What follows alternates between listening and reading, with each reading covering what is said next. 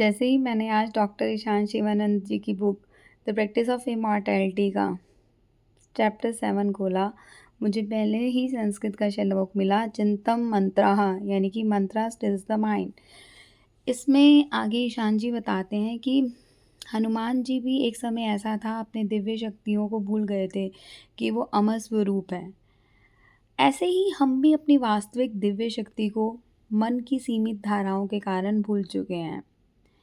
और जो ये मंत्र होते हैं, ये मन को स्थिर करते हैं। जैसे हनुमान जी को अपनी शक्ति का स्मरण हुआ, ऐसे हमको भी साधना करके दिव्य स्वरूप का स्मरण करवा सकते हैं ये।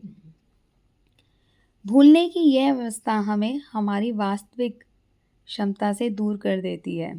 बाहरी वातावरण, लोगों की ऊर्जा, विचार, आवाज़ें और अनुभव हमारे मन को प्रभावित करते रहते हैं। मन में लगातार हताशा, गुस्सा, चिढ़, डर की तरंगें उठती रहती हैं। ये सब क्या है? मानस पुत्र है। मानस पुत्र यहाँ शैडो सेल्फ के रूप में समझाए गए हैं। जब यह अवस्था बढ़ती है तो व्यक्ति सोचने लगता है कि I am the victim of my circumstances and destiny. इंसान ये सोचने लगता है कि मैं ही अपनी परिस्थितियों और नियति का है शिकार बन रहा हूँ। जैसे हनुमान जी को उनकी शक्ति का स्मरण करवाया गया था, ऐसे गुरु हमें वास्तविक पहचान का स्मरण करा सकते हैं। हम कमज़ोर नहीं हैं, हम अपनी वास्तविक शक्ति को भूल गए हैं। आगे ईशान जी बता रहे हैं कि वार्तालाप जो होती है वो केवल शब्दों तक सीमित नहीं होती। 4 स्तर होते हैं वाणी के भी, वैखरी, पश्यंती, मध्यमा और परावाणी। वैखरी जो है वो सामान्य बोलचाल की बाहरी वाणी है। पश्यंती और मध्यमा जो है वाणी, वो अधिक सूक्ष्म स्तर है, जिसका संबंध आंतरिक संवाद और संवेदनाओं से है। और जो परावाणी है वो सबसे सूक्ष्म आंतरिक कंपन है। इसे शब्दों में आसानी से व्यक्त नहीं किया जाता। परावाणी को ये संकेत देता है कि शब्दों के पीछे कंपन और ऊर्जा भी होती है। वेदों को केवल लिखा हुआ नहीं बल्कि सुना हुआ ज्ञान माना जाता है। संत की उपस्थिति को कभी कभी आप शब्दों में नहीं बता सकते ना, महसूस कर सकते हैं आप। शब्द केवल एक माध्यम है, वास्तविक शक्ति उनके पीछे मौजूद कंपन है, वाइब्रेशन है और कॉन्शियसनेस में है।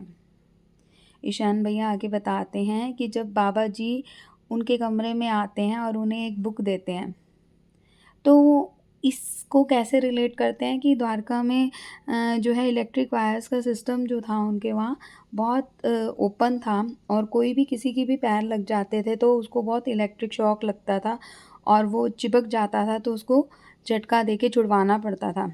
तो बाबा जी ने जैसे ही उनके हाथ में वो बुक दी, ईशान भैया को कैसे फ़ील हुआ कि जैसे कोई इलेक्ट्रिक शॉक लगा उन्हें और वो उस बुक के साथ जो है चिपक गए हों।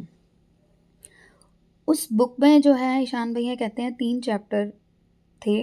पहला जो चैप्टर था वो बहुत ही सरल था, उसका उद्देश्य अंदर की दिव्य शक्तियों को जागृत करना था।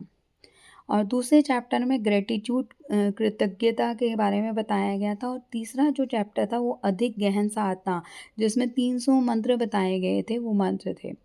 इन मंत्रों का महत्व केवल अर्थ में नहीं बल्कि उनकी ध्वनि और वाइब्रेशनल फ्रीक्वेंसी में है। ईशान भैया कहते हैं कि ये जो तीसरा चैप्टर था ये एक गहन साधना था, जिसमें 300 मंत्र थे। पहले आपको दिव्य शक्ति का आवाहन करके कृतज्ञता व्यक्त करनी है और शब्दों से आगे जाकर परावाणी की ओर बढ़ना है। अब ईशान जी कहते हैं कि मुझे एक संत की कहानी याद आती है कि जब एक संत की बिल्ली जो है उनके प्रवचन में बाधा डालती थी, तो उन्होंने क्या किया कि प्रवचन से पहले उसको मारना शुरू कर दिया पेड़ के साथ। अब बाद में जब वो संत चले गए और वो बिल्ली भी मर गई, फिर भी उन्होंने शिष्यों ने क्या करना शुरू किया, एक नई बिल्ली खरीदी और उसे पेड़ से बांधना शुरू कर दिया। ईशान जी कहते हैं कि ये जो है अक्सर ये पुराने व्यवहार या परंपराओं का वास्तविक उद्देश्य भूलकर हम लोग उसी को फॉलो करते रहते हैं, बाहरी प्रक्रिया को दोहराते रहते हैं, लेकिन असली उद्देश्य नहीं जान पाते। तीसरा चैप्टर जो है वो ग्रेटिट्यूड वर्सेस कंप्लेंट है। मन शिकायत की ओर आसानी से आकर्षित हो जाता है, लेकिन साधना के माध्यम से हम अपना ध्यान कृतज्ञता की ओर मोड़ सकते हैं। मन में 2 दिशाएँ हो सकती हैं, या तो हम शिकायत को चूज़ कर लें या हम कृतज्ञता को। और अभ्यास ये होना चाहिए कि हम कृतज्ञता को चुनें। हम जो भी घटना हमारे जीवन में फेस कर रहे हैं, हमारे जीवन में जो भी घटनाएँ हो रही हैं, उसको हम कैसे देखते हैं वो महत्वपूर्ण है। एक ही घटना में हम सुख भी देख सकते हैं और दुःख भी देख सकते हैं। अब ईशान जी जो हैं, वो ग्रैटिट्यूड का अभ्यास सिखाते हुए कहते हैं कि जिसके अभ्यास से हम सकारात्मकता देखने लगेंगे, तो हमें क्या बोलना चाहिए? I thank the universe for the good things that will happen to me. मैं अपने जीवन में होने वाली हर घटना को स्वीकार करता हूँ और उसके लिए कृतज्ञता व्यक्त करता हूँ। कृतज्ञता की भावना जो है केवल अ, ये एक भावना बार-बार दोहराने से ही अभ्यास बन सकती है। क्योंकि इसको बार-बार दोहराने से हमारे ब्रेन, बॉडी, सेल्स में परिवर्तन आने लगता है। अब ईशान जी बताते हैं कि जो राजस्थान आश्रम था वो एक ऐसा स्थान था जिसमें आप ध्यान में बिना प्रयास के जाया करते थे। लेकिन द्वारका उससे थोड़ा-सा डिफरेंट था।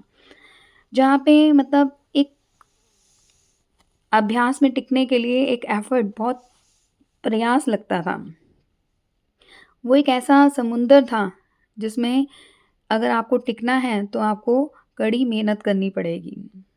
बार-बार सजग प्रयास करके सकारात्मक और दिव्य चेतना में बने रहना पड़ता है। नियमित आपको मंत्र और ग्रैटिट्यूड प्रैक्टिस करनी पड़ती है। ईशान जी कहते हैं कि यही नियमित मंत्र और ग्रैटिट्यूड की प्रैक्टिस करके जो उनको अपनी भी शक्तियों का स्मरण हुआ और मानस पुत्र की नकारात्मकता जो थी सोच वो कमज़ोर हुई और चेतना जो है उनकी मज़बूत हुई।